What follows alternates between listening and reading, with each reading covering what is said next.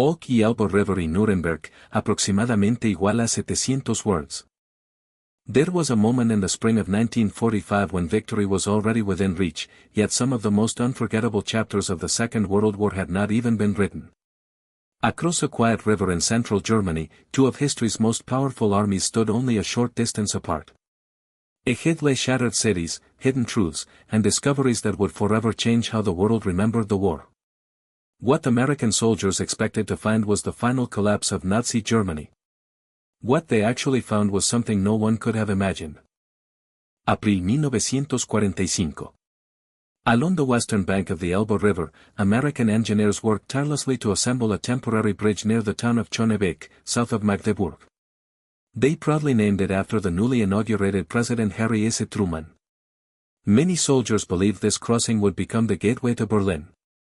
But history had chosen a different path.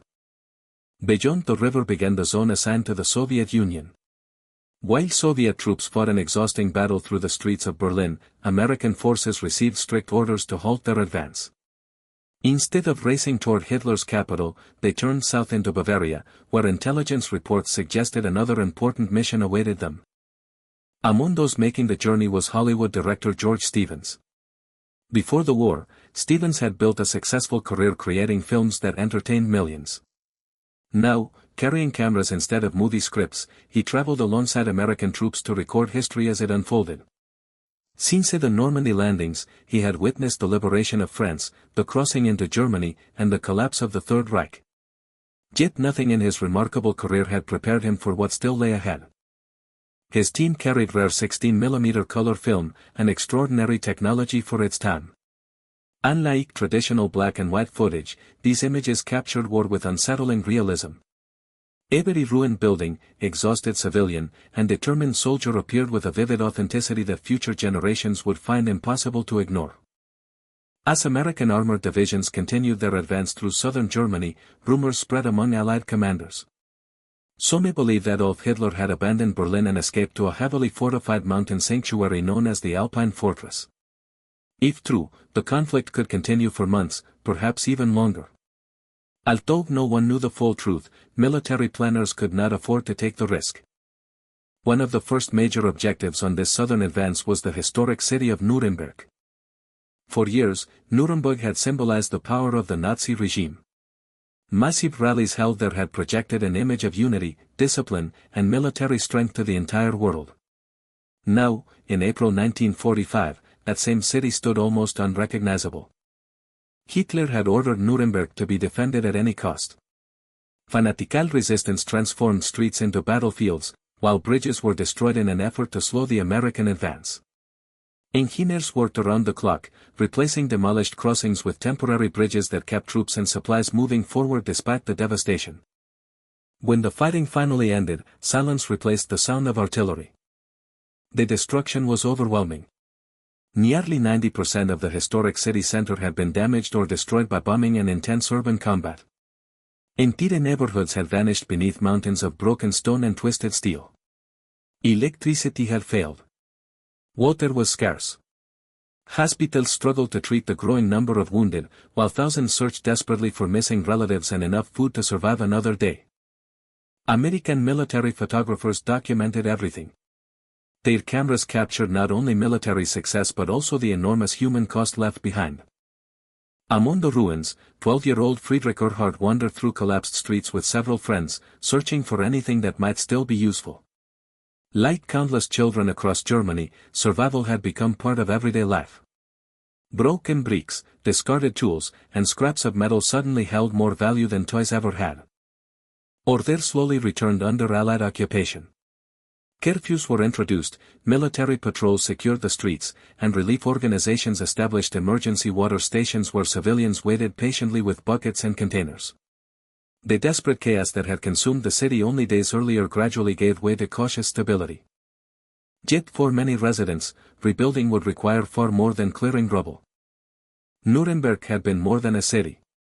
It had served as the symbolic heart of Nazi propaganda for over a decade. The enormous rally grounds where Adolf Hitler once addressed cheering crowds now stood abandoned.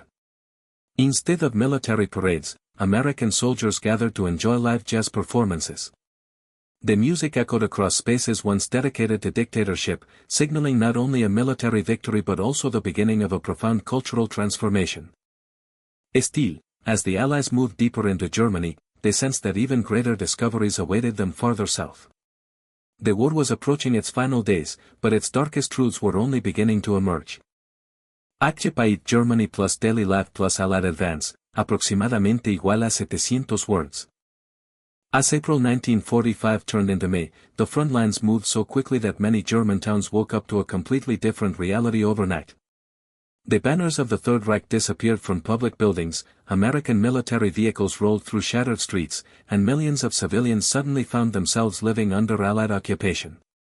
For soldiers, the war was approaching its conclusion. For ordinary Germans, a new and uncertain life was only beginning. In Núremberg, the struggle for survival overshadowed everything else. The city's infrastructure had collapsed almost completely. Electricity was unreliable, water was scarce, and food supplies were dangerously low. Families spent their days searching through ruins for anything that could be traded, repaired, or reused. Lone lines formed at emergency water stations established by the Red Cross, where residents waited patiently with buckets and containers. Only days earlier, desperation had led to widespread looting. Now exhaustion had replaced chaos. American authorities moved quickly to restore order. Curfews were imposed, military patrols guarded key intersections, and strict regulations controlled movement after dark. The occupation was not presented as an act of friendship.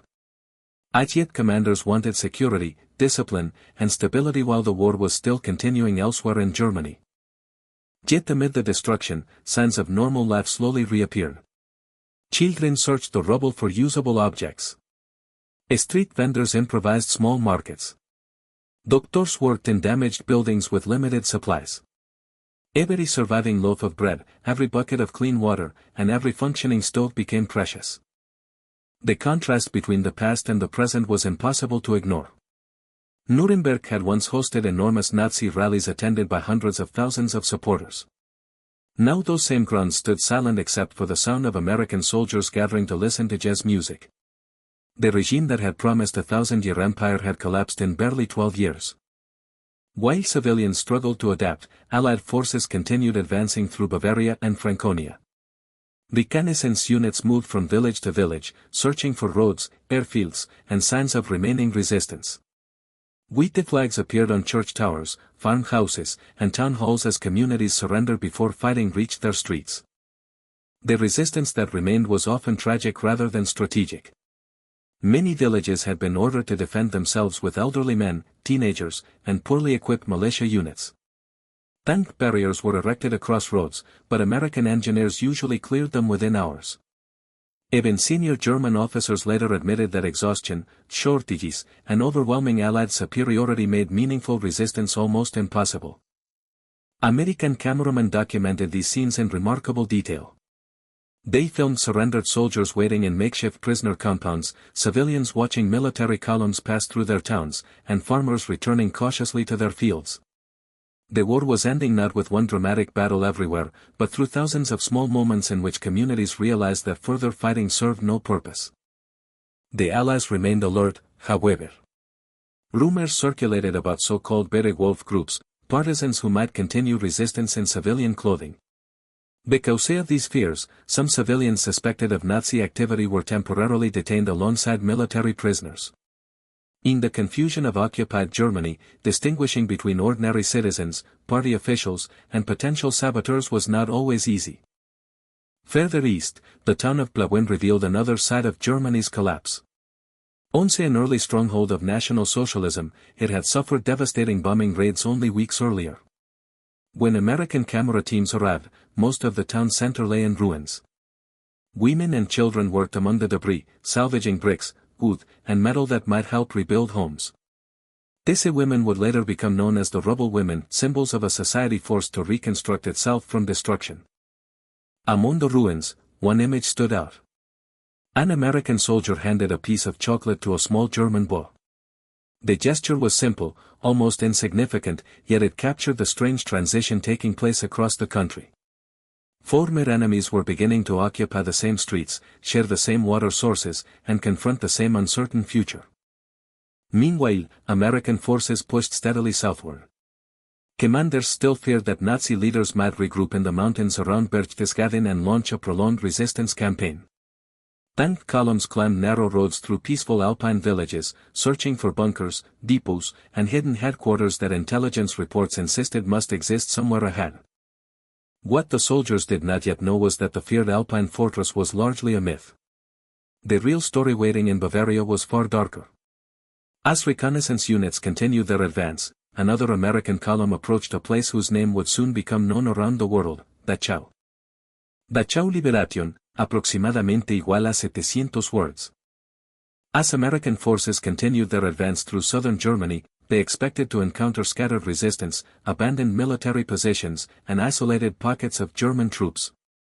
Instead, they were about to uncover evidence of one of the darkest chapters of the Second World War, a discovery that would forever reshape the world's understanding of the Nazi regime.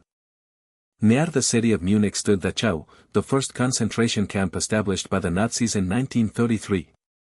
For more than 12 years, it had become a symbol of political repression, forced labor, and systematic persecution. Yet even many Allied soldiers had little idea of what awaited them behind its barbed wire fences.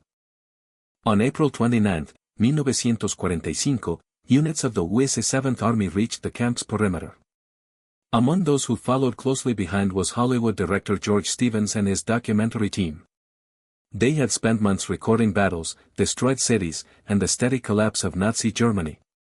Nothing in those experiences prepared them for what they would witness inside Dachau. Before entering the camp itself, American soldiers encountered a train standing silently on nearby tracks. Its freight cars were filled with the bodies of prisoners who had died during forced evacuations from other camps in the final weeks of the war. These desperate transfers, later known as the death marches, had pushed thousands of exhausted prisoners across Germany under impossible conditions. Many never reached their destinations. For George Stevens, the scene was beyond anything words could easily describe. Years later, he recalled that entering Dachau felt like walking into a nightmare unlike anything he had imagined. His cameras continued recording, creating some of the most important visual evidence preserved from the final days of the war. Inside the camp, more than 30,000 survivors remained alive. Many had endured years of hunger, disease, forced labor, and relentless uncertainty. Liberation brought relief, but it could not immediately erase the physical and emotional suffering they had experienced. One survivor wrote that when American soldiers entered the camp, they struggled to comprehend what they were seeing. Even battle-hardened officers who had spent years on the front lines were visibly shaken. The contrast between months of military combat and the conditions inside Dachau revealed that this was not simply another battlefield. It was evidence of a system built upon persecution and inhumanity. The American troops responded first with practical urgency. Medical teams were organized, emergency food supplies were distributed, and every effort was made to stabilize thousands of weakened survivors. Doctors quickly recognized another danger: infectious disease could spread rapidly throughout the overcrowded camp. Preventing an epidemic became just as important as providing food and shelter. Bread, medicine, clean water, and medical equipment arrived from nearby American supply depots. Former prisoners who were physically able assisted doctors and nurses, helping identify those in greatest need of immediate treatment. Despite these efforts, many survivors were simply too weak to recover after years of deprivation, and some passed away even after liberation. Meanwhile, investigators began identifying members of the camp administration. Guards and officials were separated for questioning as Allied authorities started collecting evidence that would later become crucial during post-World War crimes trials. George Stevens carefully filmed documents, buildings, prisoners, and witnesses, understanding that these images would become an irreplaceable historical record. His team worked with extraordinary precision. Every barrack, every storage room, and every surviving testimony was documented. Stevens believed the world needed undeniable evidence, not for revenge, but to ensure that future generations would understand what had taken place. For many liberated prisoners, freedom itself felt almost unreal. Only hours earlier they had feared that the camp might be destroyed before Allied forces arrived. Rumors had circulated that remaining guards might attempt one final act of destruction rather than surrender peacefully. When American soldiers finally entered through the gates, this belief gradually gave way to hope. Used days later, Germany's unconditional surrender brought an official end to the war in Europe. Yet in Sede Dachau, the announcement was met not with celebration, but with quiet reflection. Survivors understood that victory could never erase the years they had lost or the loved ones who would never return. For George Stevens, Dachau marked a turning point that stayed with him for the rest of his life. The filmmaker who had once created Hollywood comedies left Germany carrying images that would forever influence how the world remembered the Second World War. As medical teams continued their work inside the camp, American armored columns moved farther into Bavaria. Another destination awaited them, Munich, the birthplace of the Nazi movement. There, among ruined streets and abandoned monuments, the final days of Adolf Hitler's regime were rapidly coming to an end. Múnich y Hitler's death plus the myth of the Alpine fortress, aproximadamente igual a 700 words. By the final days of April 1945, Nazi Germany was collapsing faster than even Allied commanders had predicted. Entire army groups were surrendering, communications were breaking down, and the once powerful Third Reich was rapidly losing control of its remaining territory. Yet one question continued to trouble American intelligence. Where was Adolf Hitler? Rumors spread through Allied headquarters that the Nazi leader had escaped Berlin and retreated to a heavily fortified mountain stronghold in the Bavarian Alps. Known as the Alpine Fortress, it was believed to contain hidden bunkers, massive stockpiles of supplies, and thousands of loyal troops prepared to wage a prolonged guerrilla war. Although evidence remained uncertain, the possibility was too dangerous to ignore. General Dwight Eisenhower ordered American forces to push deeper into southern Germany. Armored divisions left the main highways and entered narrow mountain roads, winding through forests, valleys, and peaceful villages that seemed strangely untouched by the destruction seen elsewhere. Every breach, tunnel, and mountain pass was approached with caution. American soldiers expected fierce resistance at any moment. Instead, they often found abandoned checkpoints, deserted defensive positions, and civilians waving white flags from church towers and farmhouse windows. The feared Alpine fortress appeared increasingly silent. At the same time, another American column entered Munich, the city where Adolf Hitler had begun his political career more than 2 decades earlier. Long before Berlin became the capital of Nazi Germany, Munich had served as the movement's birthplace. It was here that Hitler delivered many of his earliest speeches, built his political following, and transformed a small extremist organization into a national force. Now the city looked dramatically different. Years of Allied bombing had left large sections of Munich badly damaged. Historic buildings stood roofless, railway stations lay in ruins, and entire neighborhoods bore the scars of repeated air raids. Yet compared with Berlin, much of the city remained standing. More remarkably, American troops encountered very little organized resistance. Military leaders and local officials recognized that further fighting would only bring unnecessary destruction. Within days, American soldiers occupied key government buildings, bridges, and transportation centers, restoring order with surprising speed. Camera teams documented the transformation. The former Nazi Party headquarters stood heavily damaged. The grand squares where massive political rallies had once celebrated the regime were now occupied by American military vehicles. Buildings that had symbolized absolute power only months earlier suddenly appeared abandoned and strangely ordinary. History had turned with astonishing speed. Then came the announcement that would change everything. On April 30, 1945, deep beneath the streets of Berlin, Adolf Hitler ended his own life inside the Führerbunker. For several days, the news remained closely controlled. Many Germans were initially told that Hitler had died heroically while defending the capital. The truth would emerge only gradually as Allied forces secured documents and captured senior officials. For millions across Europe, the news marked more than the death of one man. It symbolized the complete collapse of the regime that had plunged the continent into 6 years of devastating war. Yet even after Hitler's death, uncertainty remained. Grand Admiral Karl Donitz, named as Hitler's successor, assumed leadership of what remained of the German government. His primary objective was no longer victory, it was survival. He hoped to surrender as many German troops as possible to British and American forces while delaying Soviet advances in the east. Meanwhile, American commanders continued searching for evidence that the Alpine fortress actually existed. The deeper they advanced into Bavaria, the more obvious the truth became. There were no vast underground armies. No hidden headquarters directing a final resistance. No massive defensive network waiting in the mountains. Instead, they found abandoned bunkers, scattered military equipment, and exhausted German soldiers eager to surrender. General Omar Bradley later admitted that Allied intelligence had greatly overestimated the threat. The Alpine fortress, once feared as the final battlefield of the European war, had proven to be little more than an elaborate piece of Nazi propaganda. Its purpose had been psychological, to convince both Germans and the Allies that the war could continue indefinitely. Reality was very different. Across Bavaria, villages surrendered peacefully. American engineers cleared the last roadblocks while reconnaissance units secured strategic locations with minimal opposition. For civilians, relief slowly replaced fear. For soldiers, it became increasingly clear that the war in Europe was entering its final chapter. Yet one destination still remained. High in the Bavarian Alps, overlooking some of Germany's most spectacular landscapes, stood the mountain retreat that had become one of Adolf Hitler's favorite residences. Waiting days, American forces would arrive at Berchtesgaden and Obersalzberg, where they would uncover abandoned headquarters, hidden bunkers, priceless stolen artwork, and the final physical symbols of the Nazi leadership's shattered ambitions. Berchtesgaden y Göring's Artillines, aproximadamente igual a 700 words.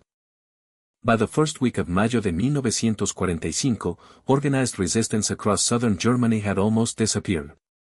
American columns advanced through the Bavarian Alps with increasing confidence, passing quiet villages where white flags fluttered from church steeples and balconies. The long-feared final stand of the Nazi leadership had failed to materialize. Instead, the Allies were about to enter one of the most symbolic locations of the Third Reich. Their destination was Berchtesgaden. Nestled among the mountains near the Austrian border, the town had become synonymous with the highest levels of Nazi power. Just above it stood the Obersalzberg, an exclusive mountain complex where Adolf Hitler and many of his closest associates had built luxurious residences. For years, this secluded retreat had been surrounded by secrecy, guarded checkpoints, and elaborate security measures.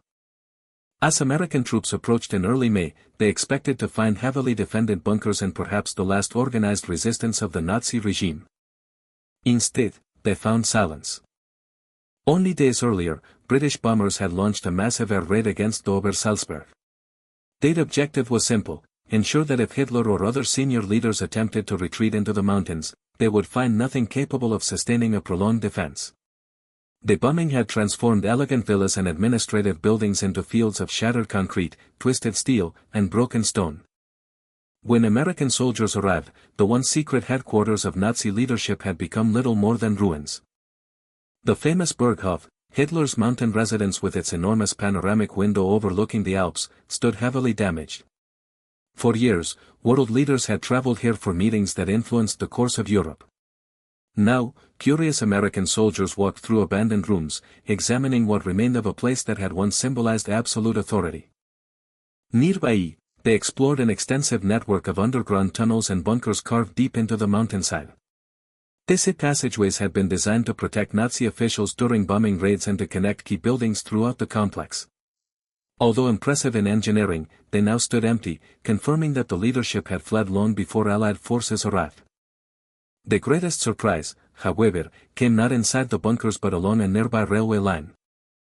American investigators discovered an abandoned freight train loaded with hundreds of crates containing paintings, sculptures, tapestries, and priceless works of art collected from across occupied Europe. The collection belonged to Hermann Göring, one of Hitler's most powerful deputies and an obsessive art collector. Throughout the war, Göring had systematically acquired masterpieces from museums, private collections, and occupied territories. Many of these works had been taken from families who had little chance to resist. As Germany collapsed, the treasures were packed onto trains and sent south in hopes of keeping them beyond the reach of advancing Allied armies. The plan failed. With the rail network collapsing and the war ending, the train never reached its destination. American forces secured the collection, carefully cataloging each crate before beginning the enormous task of returning stolen artwork to its rightful owners. It became one of the largest recoveries of looted cultural treasures during the entire conflict. While investigators examined the freight train, other camera teams continued documenting the final days of the Third Reich. They filmed destroyed military equipment, abandoned vehicles, and even Germany's revolutionary Messerschmitt Mi-262 jet fighters. This remarkable aircraft had represented a major technological breakthrough and were the world's first operational jet-powered fighters. Had they appeared earlier and in greater numbers, they might have complicated Allied air operations. But by mayo de 1945, shortages of fuel, trained pilots, and industrial production had reduced these advanced machines to silent wrecks scattered across damaged airfields. From Berchtesgaden, American forces crossed into Austria, reaching the city of Linz. For Adolf Hitler, Linz had always held special significance. It was the city where he had spent much of his youth and the place he dreamed of transforming into a magnificent cultural capital after what he imagined would be Germany's final victory. Architects had prepared ambitious plans for museums, grand boulevards, opera houses, and monumental government buildings. None of those dreams would ever be realized. Instead, American troops entered a city preparing for occupation rather than celebration. German soldiers surrendered peacefully, while civilians cautiously resumed daily life under Allied supervision. The grand visions of an empire that was supposed to last 1,000 years had vanished almost overnight. Yet despite Germany's surrender drawing ever closer, one painful question remained unanswered.